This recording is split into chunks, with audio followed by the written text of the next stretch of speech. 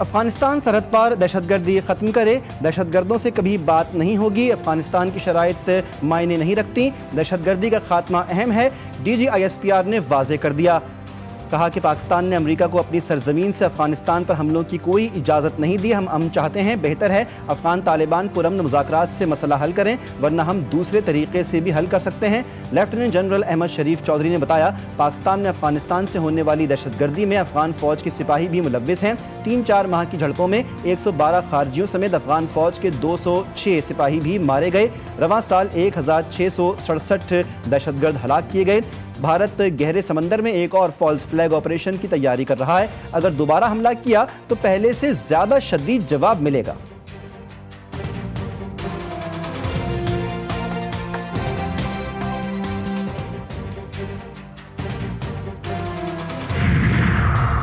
فوج سیاست میں نہیں الجھنا چاہتی، سیاست سے دور رکھا جائے، غزہ میں امن فوج بھیجنے کا فیصلہ حکومت اور پارلیمنٹ کرے گی۔ D G I S P R کی پشاور میں صحافیوں سے غیر رسمی گفتگو، کہا کہ سہیل آفریدی خیبر پختونخوا کے وزیر اعلیٰ ہیں، ان سے ریاستی اور سرکاری تعلق رہے گا۔ خیبر پختونخوا میں گورنر راج کی خبریں تخلیقاتی ہیں، اگر ایسا کوئی فیصلہ ہوا تو حکومت کا دائرہ اختیار ہے۔ خیبر پختونخوا میں دہشت گردی کا نارکو اکنامی سے تعلق ہے، کے پی میں 12,000 ایکڑ پر پوست کاشت کی گئی، مقامی سیاستدان اور لوگ بھی پوست کی کاشت میں ملوث ہیں، 13 میں آپریشن کی وجہ سے افیون کی فصل تباہ کی گئی۔ خیبر پختونخوا میں سیکیورٹی فورسز کی 2 کارروائیاں، 3 خارجی ہلاک، شمالی وزیرستان میں پاک افغان سرحد پار کرنے کی کوشش ناکام، آئی ایس پی آر کے مطابق کارروائی میں 2 بھارتی پراکسی فتنہ الخوارج مارے گئے، ہلاک قاسم افغان بارڈر پولیس کا اہلکار تھا، ٹانک میں آپریشن کے دوران ایک اور خارجی مارا گیا۔ صدر مملکت، وزیر اعظم اور وزیر داخلہ کا سیکیورٹی فورسز کو خراج تحسین۔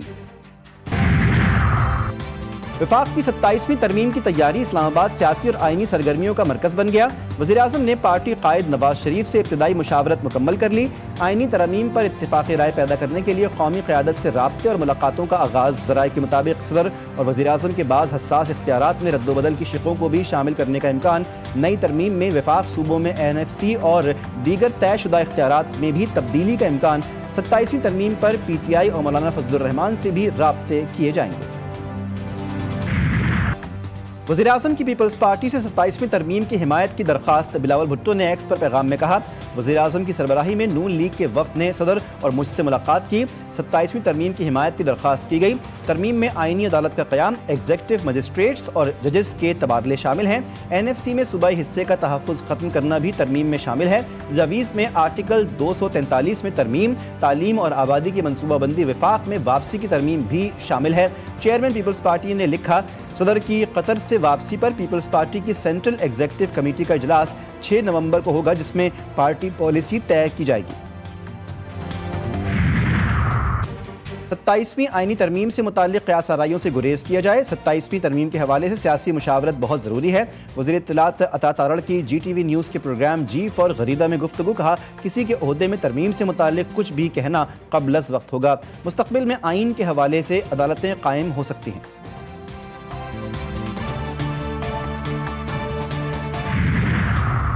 بلاول بھٹو عوامی رد عمل جاننے کے لیے 27ویں ترمیم کی خبر سامنے لائے، لیکن عوامی رد عمل جو بھی ہو پی پی وہی کرے گی جو انہیں حکم ملے گا۔ پی ٹی آئی کے سینیٹر علی ظفر کہتے ہیں 27ویں ترمیم میں صدارتی اختیارات اور این ایف سی کو چھیڑا جا رہا ہے، پیپلز پارٹی 18ویں ترمیم کو ٹرافی سمجھتی رہی، دیکھنا چاہتے ہیں کہ 27ویں ترمیم پر کیا پوزیشن لیتی ہے۔ استنبول میں عرب اسلامی ملکوں کے وزرائے خارجہ کا اہم اجلاس، وزیر خارجہ اسحاق ڈار نے کہا خطے کے مستقل امن کے لیے آزاد اور خود مختار فلسطینی ریاست ناگزیر ہے، 1967 سے قبل کی سرحدوں کے مطابق آزاد خود مختار فلسطینی ریاست قائم ہو، آزاد فلسطینی ریاست کا دارالحکومت القدس ہونا چاہیے۔ ترک وزیر خارجہ حقان فیدان نے کہا تھا کہ غزہ میں بین الاقوامی فورسز کی تعیناتی کے لیے متفقہ فریم ورک تیار کر رہے ہیں، فریم ورک مکمل ہونے کے بعد ہی افواج کی تعیناتی پر فیصلہ کیا جائے گا۔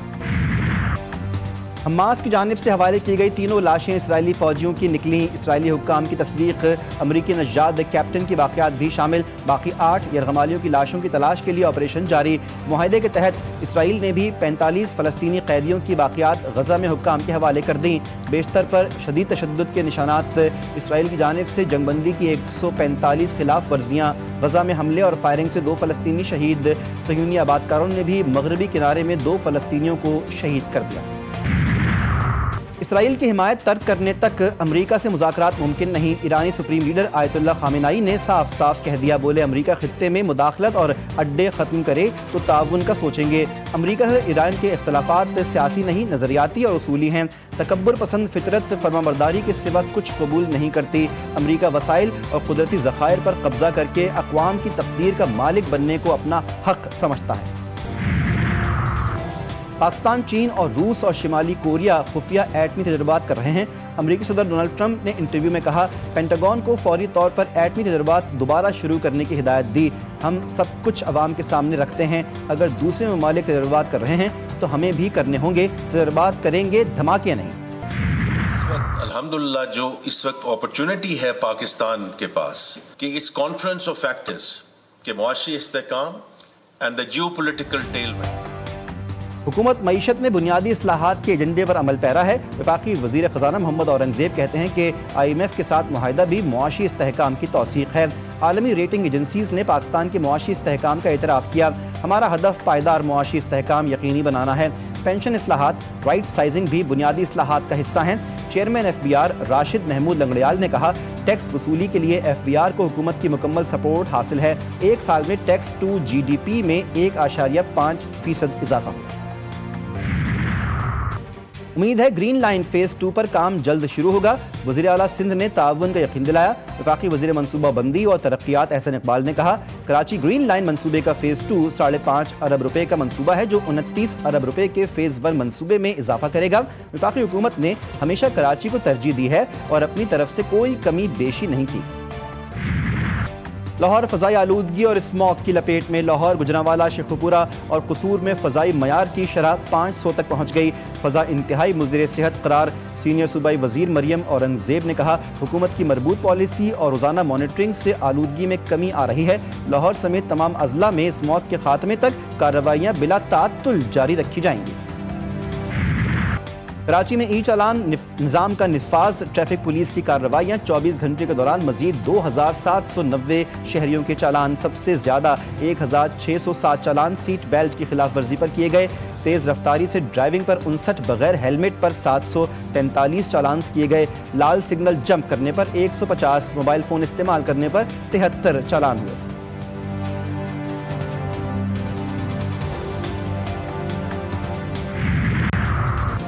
محکمہ صحت سندھ کی چوری پکڑی گئی، کراچی میں ڈینگی کیسز چھپانے کی کوشش ناکام۔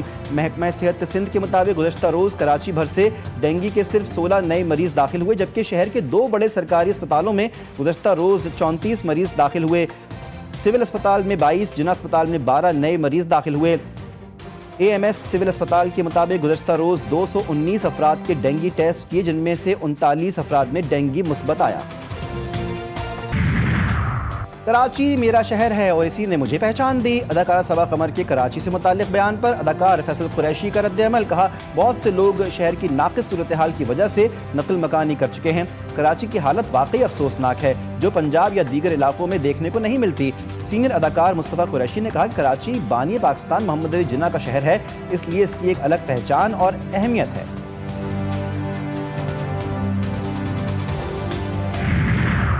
کراچی میں 4 روزہ پاکستان انٹرنیشنل میری ٹائم ایکسپو اینڈ کانفرنس کا آغاز، سعودی وزیر ٹرانسپورٹ صالح الجاسر اور وفاقی وزیر منصوبہ بندی احسن اقبال افتتاحی تقریب کے مہمان خصوصی۔ نیول چیف ایڈمرل نوید اشرف نے مہمانوں کا استقبال کیا۔ احسن اقبال نے کہا کہ پاک بحریہ کا بحری وسائل کے حوالے سے آگاہی بڑھانے کا یہ اقدام قابل تحسین ہے۔ نمائش میں 44 ملکوں کے وفود اور 178 بین الاقوامی اور ملکی ادارے شریک ہیں۔